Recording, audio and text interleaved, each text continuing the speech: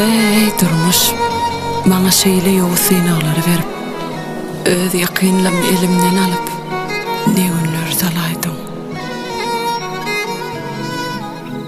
Yöne Allah canın emre bilen, tümlükten son yağtılığım var eken. Bu durmuşta hemmedan, öz islegin yala del, yazgıdını bilip olmoyar. Ken yıkılım eciledim, yakınlarımı mallardım, yönü histat başımda durmoyar. Min şükürler bolsun Allah'ıma, ıkbal bana gülüp baktı. Neçe cepa azaplardan sonra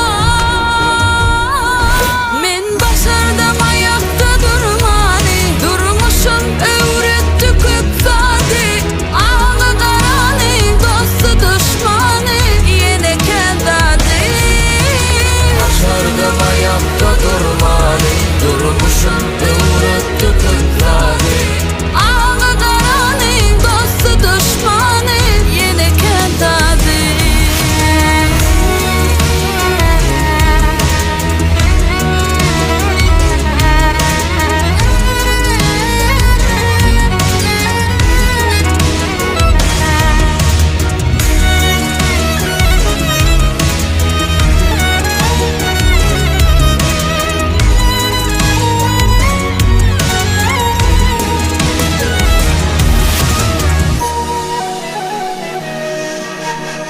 Yan yollaşım hem doğanım, kevemi cemallardım. Durmuş meni neçe gidip öldürdüm. Bana kalan beş bana, kıyın önümde yanımda, men yaşadım solun barına. Min şükürler bolsun Allah'ıma, ıkbal bana gülüp baktı. Neçe cepa azaplardan sonra men başardım ayakta durmani. Durmuşum öğretti köp saati, ağı karani, dostu düşmanı yine kendadi. başardım ayakta durmani, durmuşum öğretti köp saati, Ağı karani, dostu düşmanı yine kendadi. Dünyada o adamların barlığına şükür. Büyük Allah'ım bana kevemde ineni, doğun olan 4 insanı bana soğut verdi.